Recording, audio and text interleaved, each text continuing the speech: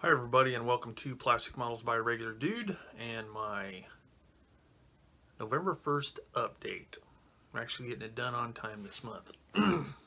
So what's been going on around the dude's modeling stuff? If you've been watching the channel, you know that my man room just got finished up here last weekend, and or finished mostly. I mean, there's always going to be little adjustments here and there, but it's done. I did get my pictures put up on the wall, or actually not pictures, the two 76th Division newspapers and a picture of the Commanding General of the 76th, William Schmidt. Got those put up. Got the M1928 haversack put up there. Got some more surf related steel signs put over there, but that's pretty much it. Now it's just a little monkeying around here and there. I gotta say that the setup that I have here with the pegboard and all that, and where I have everything located, I think it's pretty much gonna stay that way. I like the way it, it's set up differently than my other desk, but in general it's laid out the same, if that makes any sense. It's not like I'm having to relearn everything, so looks pretty good, so I'm digging that. So with that done, the only model I completed in October was the, I can't remember if I finished the M4A1 by Edward. I can't remember if I finished that in October or at the end of September, but that's done. That was one of my viewer's choice builds. The other one was the Meg 21 PFM by Edward. I got that finished. That was viewer's choice build number 2. So those are the two that are completed, and I was able to start my next kit. So let's change camera angle here and take a look at what kit I'm working on right now. So the one I'm working on right now is the Mitsubishi A6 M2B0. I did a quick talk about that earlier or later last month. I'm doing a video build on it, but it's just going to be touch and base here and there on different things. It's not going to be a step-by-step, and it's not going to be multiple videos. It's just going to be one video about the whole project. This is the one that my friend Ben Brandis sent to me, and I really enjoyed it. And as I mentioned, I can't remember the last time I built a 1/72nd scale plane, if I ever have. If I did, it would have been back in the early mid-70s, and I don't even remember if I did or not. And I know for sure I've never built Japanese aircraft. I've only built US and German aircraft in the past. So this is two new things for me, and I have to say that I'm really digging it. It's a really nice kit, and from stuff I've read, it's one of the best, if not the best, 1/72nd scale zero that a person can get. Now, I don't have any practical experience with that, so I can't say for sure that's the case, but I can say that it really is a nice kit. Even though it's really super small, it's got really great detail, and it's got a decent amount of parts. There's multiple parts on each side of the fuselage here, but it's not too, the parts aren't too small that they're hard to work with, and they fit so well that it's really super easy to put it together. The cockpit has quite a few parts, and I gotta say, this 1/72nd scale cockpit looks as good or better than a lot of 1/48 scale cockpits. Another thing, this is it's kind of cool and unique on this aircraft, is the fact that it has this weird, it's a primer, I guess, and it's kind of a translucent primer, and it's made with 2 colors by Tamiya. I'm going off totally the Tamiya recommendations for colors, and that I think it's called Aotaki, something like that. It's made with metallic blue X13 and clear green X25. Mix that up, and I sprayed it on a base as per some recommendations of some other people, base of metal color or aluminum, and I used the Vallejo metal color aluminum. So it turned out pretty nice. These two sections here and here, this portion of the engine here, and then the inside of the landing gear wheel wells, the inside of the doors. Some people paint them, some people don't.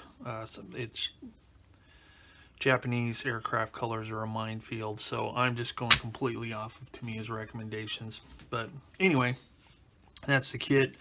I should be able to finish this, you know, fairly soon, because all of the weddings and stuff like that are over with, so I'm going to have plenty of free time in the evenings, hopefully, to work on this. And the way it's going together, it should be really not too difficult to get completed. So there's that. Then the next kit I'm going to work on will be, I think, the TACOM mid version M3 Lee. And my son got this for me for my birthday, and it looks like a really cool kit. I've read lots of reviews about the different Lee versions that they've come out with lately, and the consensus is pretty much that it's a really nice kit.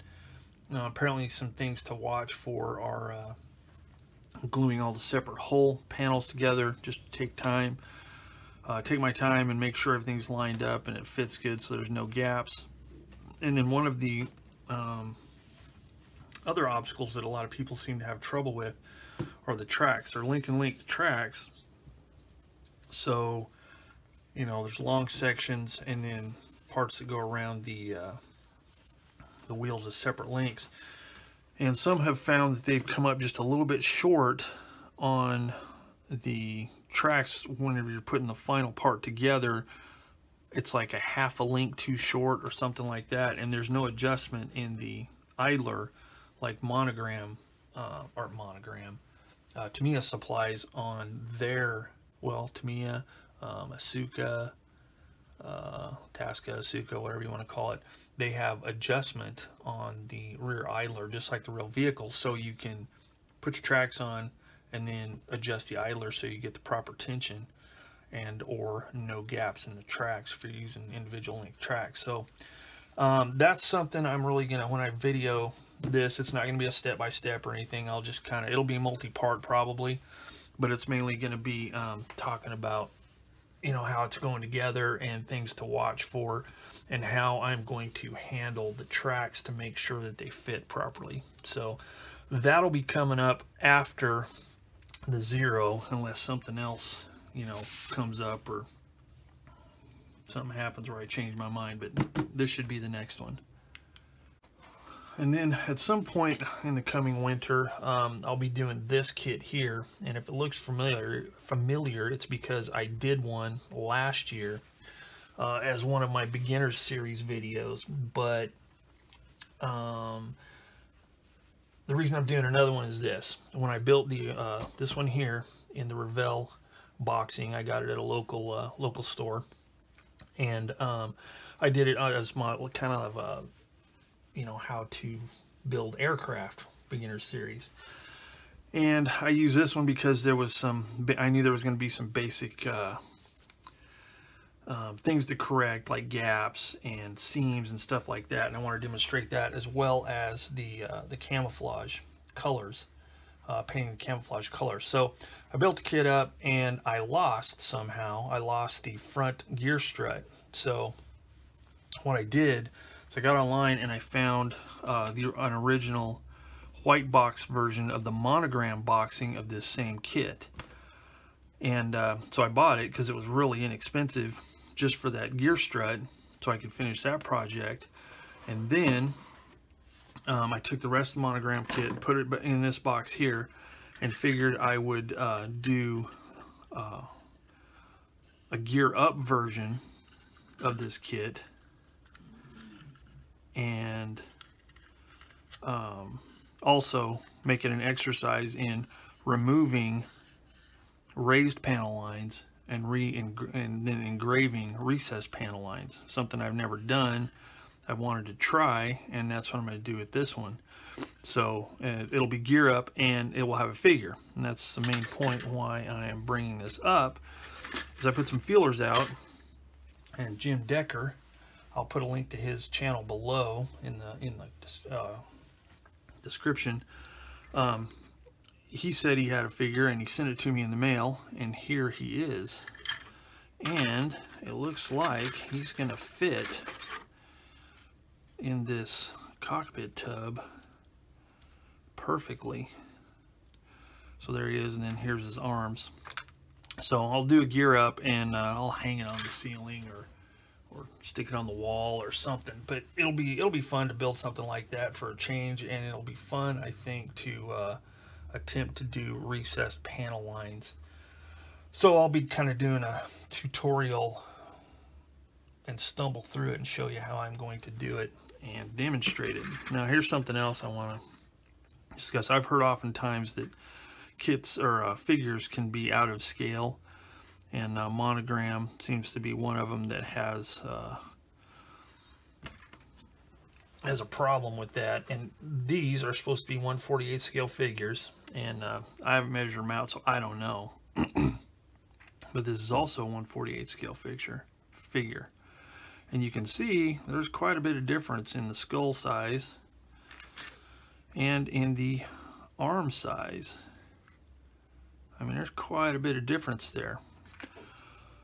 And the reason I say these are wrong is because, judging by how well this bloke fits in the cockpit, I'm thinking if you were to bend these guys up into a seated position, there's no way they would fit. So, you know, old technology, I guess that happens. No big deal. It's not a complaint or anything, but it is an observation. So I think what I'm going to do, and I have 2 sets of these guys, I think what I'm going to do is use these to practice painting, especially on smaller figures, because I can always use the practice in painting figures. So that'll come up sometime this winter, and it'll be another one of my beginner series. So special thanks to Jim Decker for sending that figure to me. Really appreciate it, and look for him to be installed in a model soon. Other than that, there's no new products or anything like that. I've got some Tamiya panel wash, panel liner, or whatever you call it. The kind that comes in the bottle like this, and it's got the built-in applicator. I've got that coming in, and as soon as I get that in, I'm going to be trying it on some stuff. And the main reason I want to try it is, you know, since it is a Tamiya product, I assume that they design their products to complement each other. And here's why. I find that whenever I'm using Tamiya paints, generally I use the XF series because, you know, of all the military colors, and it's really an ultra flat finish. So once I've painted the flat finish, like the cockpit color in this case, you know, I like to apply a wash, you know, to highlight some of the detail and dirty it up a little bit. And I found that if I use, whether I use an oil wash or even some of the pre-made stuff, I don't like using acrylics because they, you know, I get tide marks and they just seem you have to work with them a lot. But oils I really like. And my normal procedure is to do the overall color and then gloss everything and then use the oil wash. And it, you know, creeps down into all the seams and the details and everything and looks really good. Now if I don't do that with the flat Tamiya paints, I put it on there, the oil paint wash seems to diffuse into the surrounding area and not really collect into the detail in the cracks or the detail in the seams and panel lines like I would like. It just seems to diffuse and almost becomes, all it really does is becomes more like a filter and darkens the overall color, or shifts the overall color. And while that might be fine for some applications, not for doing washes, or not for doing like pin washes. So I decided I would try the Tamiya and see how it works, because it's an enamel-based product as opposed to acrylic, or an oil-based, or like an oil, mineral spirit type thing or whatever. So I want to try it and see how it works without having a gloss. I've had success in mixing up colors with the primary color and then some X22 clear gloss, and then thin it down to spray it or whatever, and it gives me kind of a semi-gloss, and that works well. But sometimes I like just a dead flat surface, and I don't want to have to put a clear on it, do my panel line wash or pin wash or whatever, and then put a flat coat on it. It's just, that's extra layers I really don't want to have to mess with. It generally works, but I just, I don't like to, and especially on something small like this, it seems like it would start to, soften the detail a little bit. So I want to try the Tamiya product, see how it works. So with that said, if any of you have any experience with the Tamiya wash on Tamiya XF series paints, if you could put some comments down below and let me know what you think of it, how it works, what you did to get it to work or whatever, I would appreciate it, because I really want to give it a shot, and hopefully it'll work well.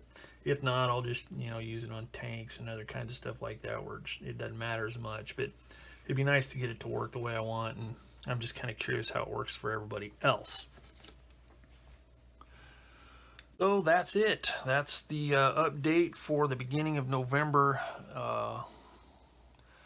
Going over what I got done in October and what's coming up in November. So keep your eyes peeled. I'll have another video on the Zero once I get that completed, which shouldn't be too long. When the panel line wash comes in, I may give it a try and do a little demo and see how it works for me. So anyway, that's it for now on Plastic Models by a Regular Dude. As always, thanks for tuning in. And again, any questions, comments, suggestions, especially pertaining to the Tamiya wash, put them in the comments below. I'd appreciate it. So until next time on Plastic Models by a Regular Dude, I will see you all later.